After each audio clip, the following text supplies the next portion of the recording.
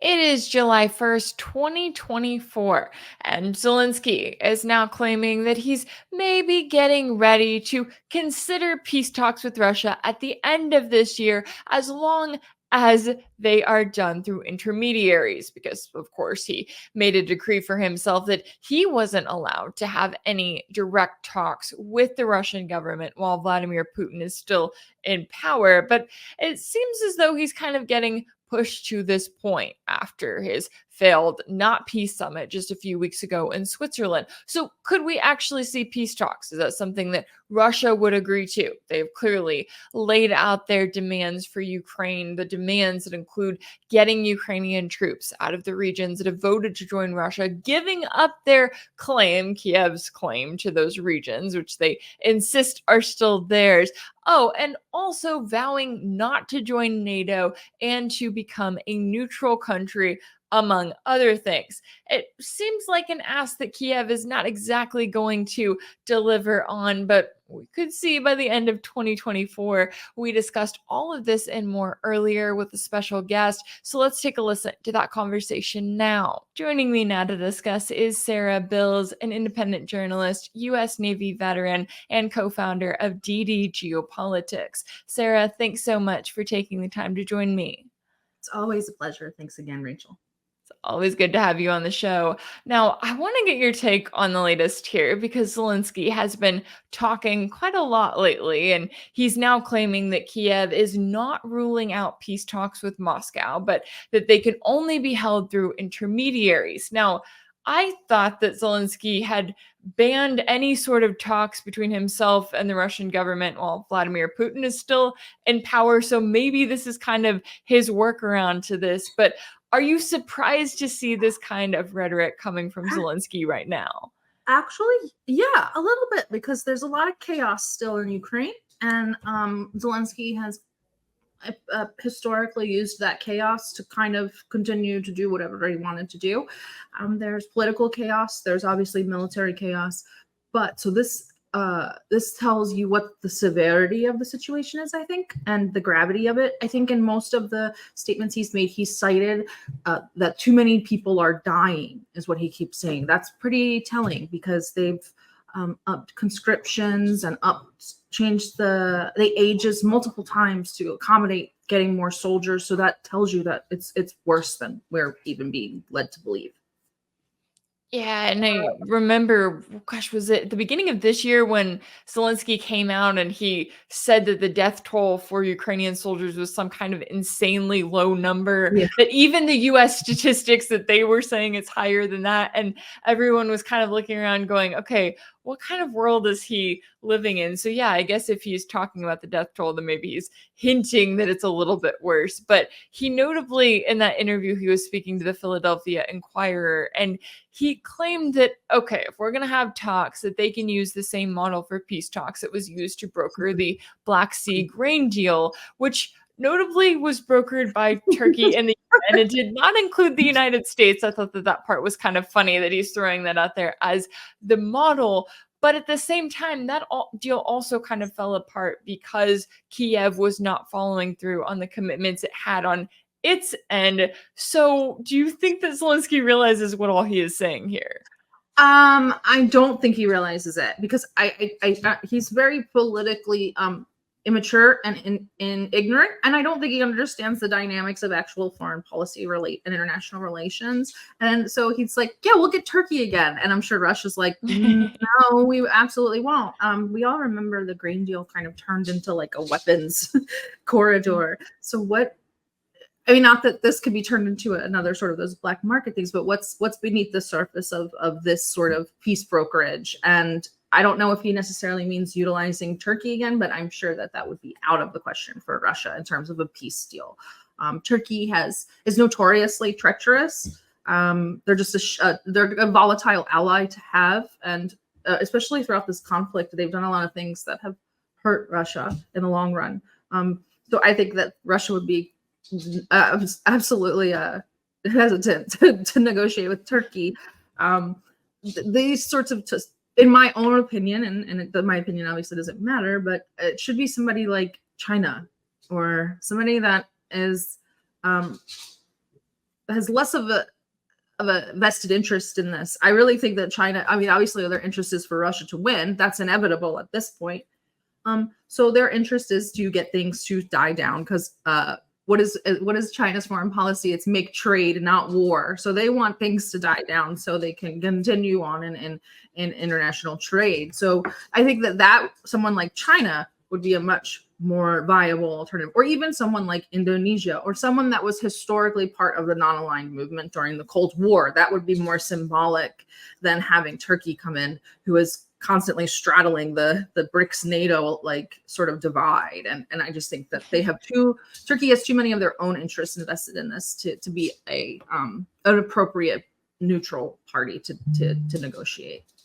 Well, and China's the country that actually came up with a peace plan pretty early on and was like, hey, let's have peace talks. Let's actually come to a negotiation. And so, yeah, I'm with you on that one. I would think that Kiev would be maybe throwing out more of a, well, I guess a neutral country, but also a country that has a little bit more power. If Zelensky's acting like, oh, they need to bring Russia to the negotiating table, well, yeah, get China on board and maybe that will help. But speaking of kind of how Russia sees this situation, I mean, they have been through not just the Black Sea grain deal, they've been through the Minsk agreements of 2014 and 2015 and the Istanbul peace talks of 2022. So you're talking about several different deals and agreements in which Kiev not only didn't follow through on its end of the bargain, but used that deal to exploit Moscow in the long run. So how do you think they see kind of what Zelensky is coming out and the claims that he's making as to, I guess, how seriously they are taking it? Well, I don't think that you're asking how serious Russia is taking it. Yeah. I don't think they're taking it very serious, honestly. I think that they see it as Zelensky making an overture to his suppliers, because the peace talks, really the recent ones in Switzerland, I think it was, it was somewhere in Europe, that they fell apart, obviously, with China pointing out, you didn't invite Russia, so we're not coming. And then they kind of just turned into like this weird, we're going to sign a petition sort of thing. And that's fine. But once those fell apart, I think that Zelensky saw the writing on the wall, and this might be him making more overtures as well, sort of like the, we're ready to quit. If you guys turn your backs on us, we're ready to quit. And the U.S. ambassador, his name is Skeeps me, it's been in the last 48 hours, said in Poland, today is not the day to turn your backs on Ukraine. And now they're discussing sending the Israeli Patriots over to Ukraine. So that kind of came out today. So I don't know if you've read it. It's been in the last 24 hours that they're discussing sending Israel's air defense over to Ukraine. That adds a whole nother element to this. That's not even like probably on Zelensky's radar, is the issues that Russia is really getting kind of annoyed with. Annoyed is probably too light of a word to use, but annoyed with the situation in the Levant. And China's definitely done with the situation in the Levant. So we're talking about Israel now sending more systems over to Ukraine, while Zelensky says, I'm ready to take my toys home and stop playing with you guys. So they're all there's a lot of pieces moving around. I don't take his peace talk seriously, especially since he's already bided himself enough time to say, by the end of 2024, we will have a peace talk scheduled.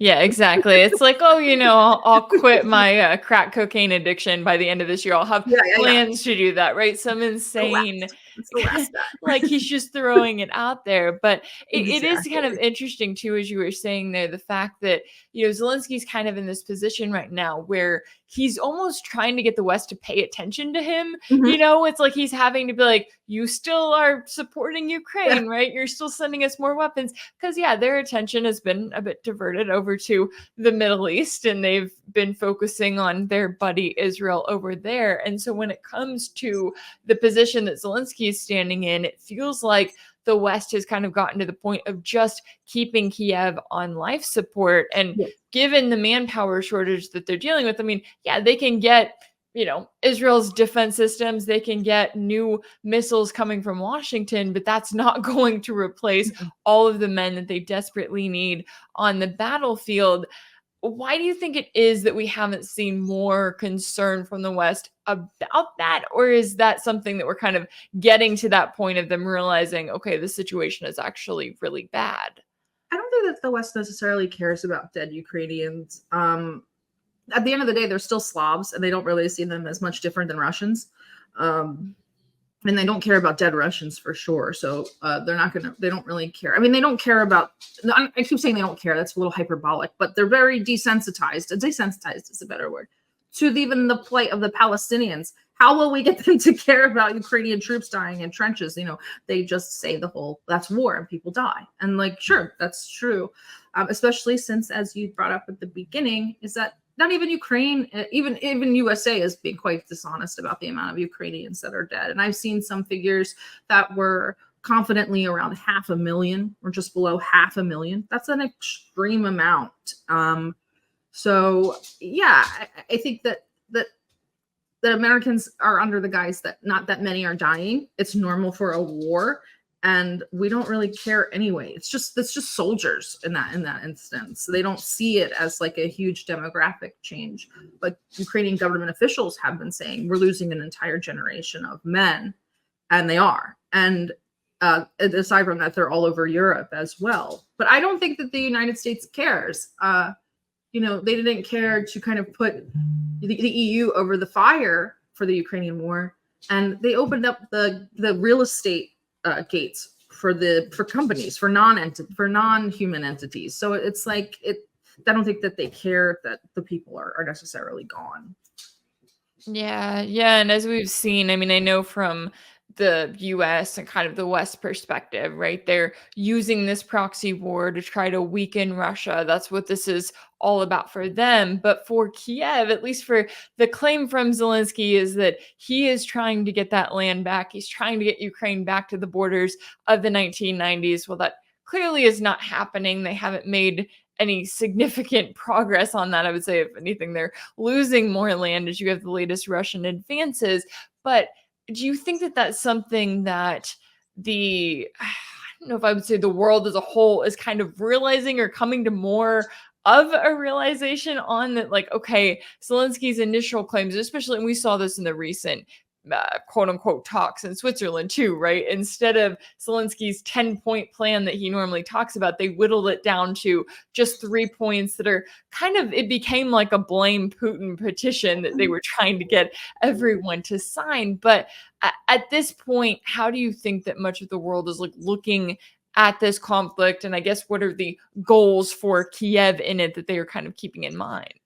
Well, this conflict has gotten quite static. It's very dead. It doesn't really make our front page news anymore unless there's a huge advancement or a huge attack. And lately, what actually Westerners have been seeing are the reports of the attacks on Russian civilians, because there's no real news coming out of the war. So I think people are getting disenchanted and fatigued in that sense, because there's nothing.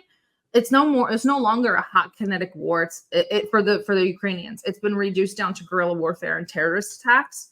So I think that they might be getting to the point where they're like, all right, like enough is enough. You're not really doing anything major on the battlefield.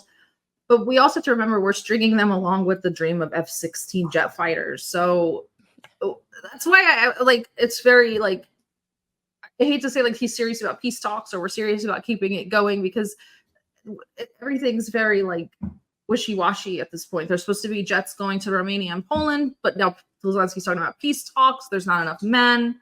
He's technically unelected, so he's not really a president. Things are very strange with the Ukrainian war.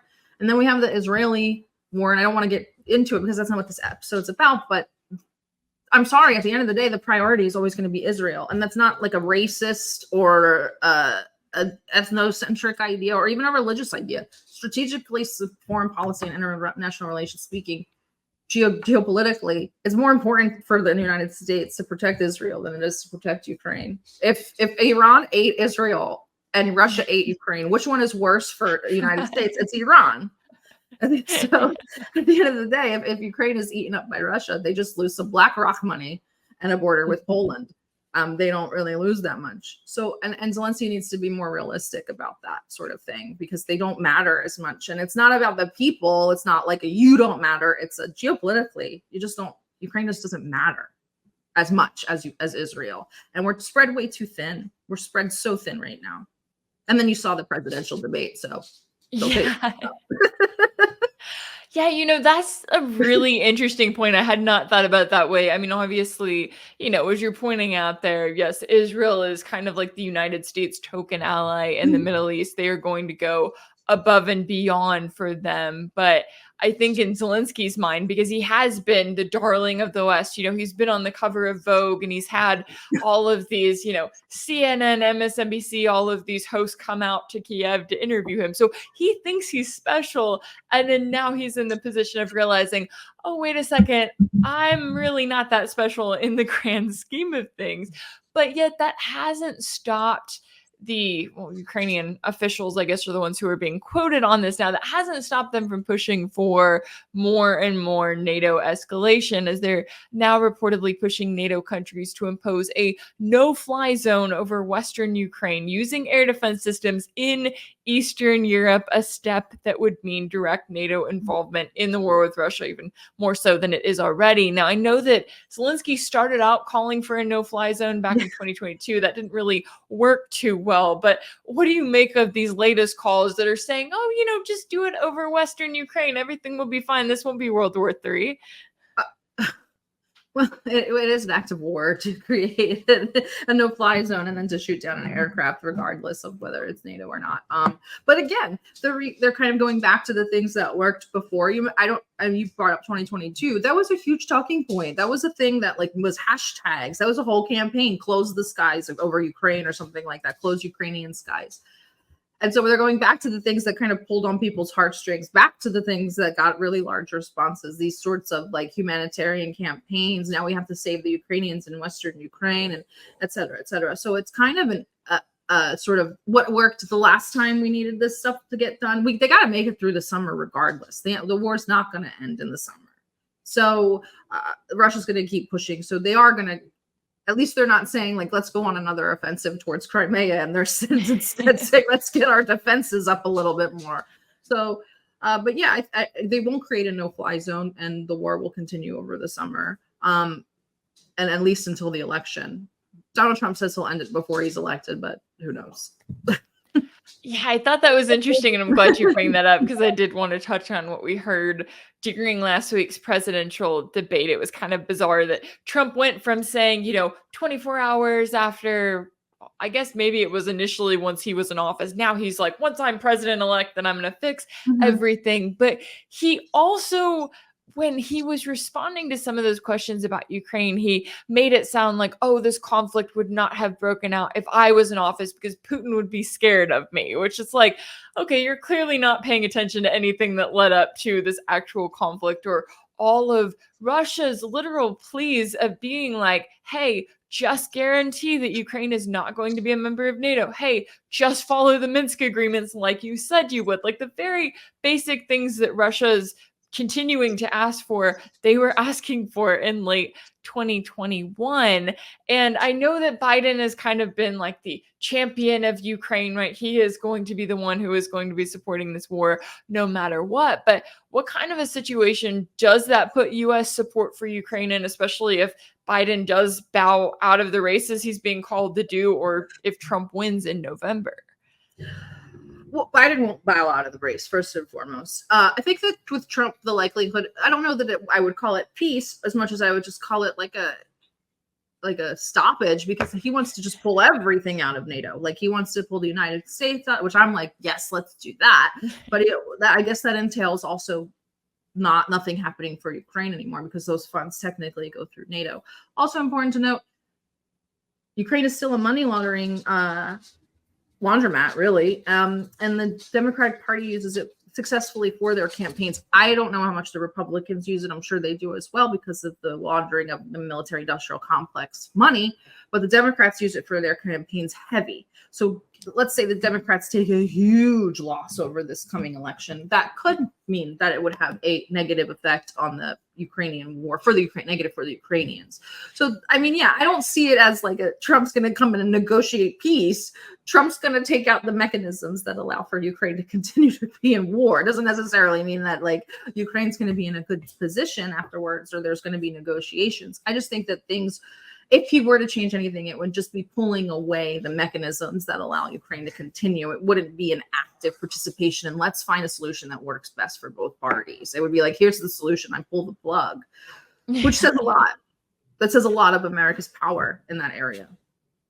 Yeah, and it's so interesting to me. I know that when it comes to Trump, a lot of what we would have to keep an eye on if he is reelected would be who he chooses for his cabinet. Because as we saw last time around, he came in with a lot of ideas and then he was like, John Bolton, Mike Pompeo. And we're sitting there going, what in the world are you doing? I think he'll be really relieved to hear that Trump has already said that Nikki Haley will be in his administration. So we're never going to go to war again.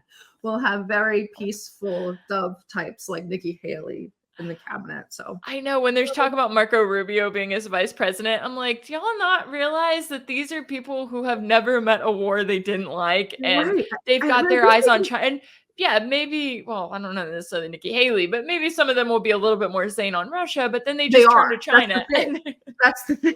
Is that we're focusing on Ukraine and Russia. We're like, yeah, a Trump election probably would help that regional war. But then think about Israel and then China, because we put Nikki Haley into the cabinet. You could probably kiss all of Palestine goodbye. Like those, you know what I mean? We're just shifting the focus to other theaters. That's important to know too.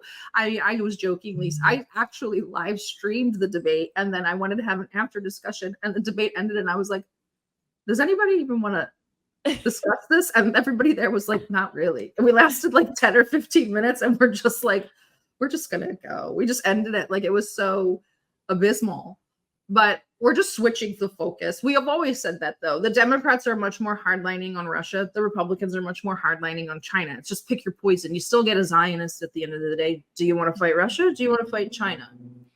I don't want to fight either, but those are your choices here. The Israel thing's not going to end. They both they actually argued over who loves Israel more.